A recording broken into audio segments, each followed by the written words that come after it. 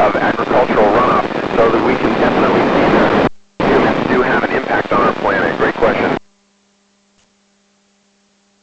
Well, that every astronaut feels a little bit anxious, maybe a little bit excited, but we're so well trained that on the day of launch it feels almost like we're going through the motions of a routine that we've done multiple times. We have climbed in and strapped in, and we've trained in simulators and rehearsed every aspect of the launch until the day of launch. We were actually executing it for the first time all the way through, and it was in my case when I was launching as a rookie for the first time. So it's thrilling, it's exhilarating, but it's also very much part of our training and can feel very routine. Well, Ryan, one of the most important things we do is we keep track of our radiation dose while we're up here, because without the protection of the Earth's atmosphere, we are exposed to greater amounts of radiation. But our space agencies go through great lengths to make sure that we're not exposed to any that would put our health at any great risk.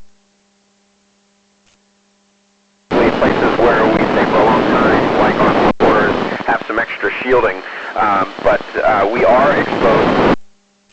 We are then without the protection of the Earth's atmosphere when we're on the surface of the Earth.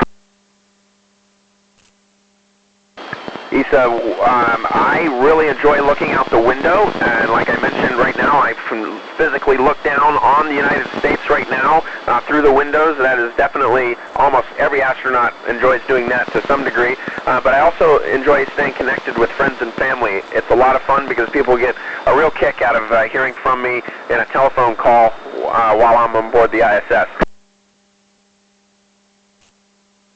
Nicholas, that's a great question because we are above the Earth's atmosphere. There is still a amount of atmospheric drag that causes our orbit to decay over time, which means that we're slowly, very slowly, closer and closer to the Earth. And then that requires a reboost where we fire thrusters on the back of the International Space Station, usually in the form of thrusters from a visiting vehicle, Russian vehicle, attached to the ISS, and we use that thrust to boost us into a higher orbit, and then that cycle repeats. To do that every couple of months. The Earth is a beautiful, beautiful planet, and it's a beautiful gift to us, and that we really need to feel obligated to take care of it. It's such a unique planet in the universe.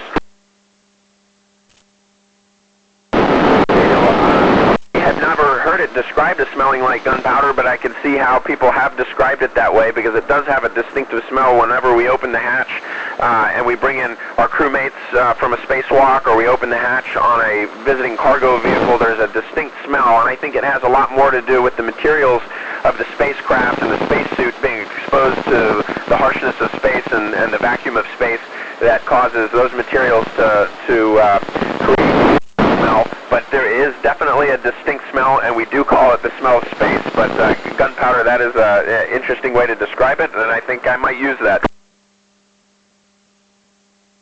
Well, there's a lot of inventions out there that I think one that comes to mind for us to help us recycle our trash.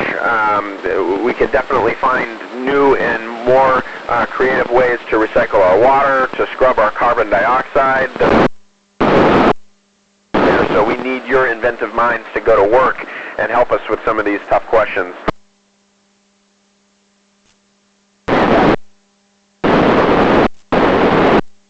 All astronauts take vitamins while we're on board the ISS. In particular, vitamin D, because without exposure to sun, our bodies cannot create the vitamin D we need to keep our bones healthy, and so we all need vitamins to keep our bodies healthy. But no other medications that we all take to prevent any, in terms of communicable diseases, infectious diseases, because we live in this closed environment, and we're actually protected, and we're making sure that we're healthy before we arrive, so we're not bringing any communicable diseases on board the ISS. Isabella, I think that every astronaut meets a challenge somewhere along the way in our extensive training. I had about 4 years of training dedicated to flying in space. Well,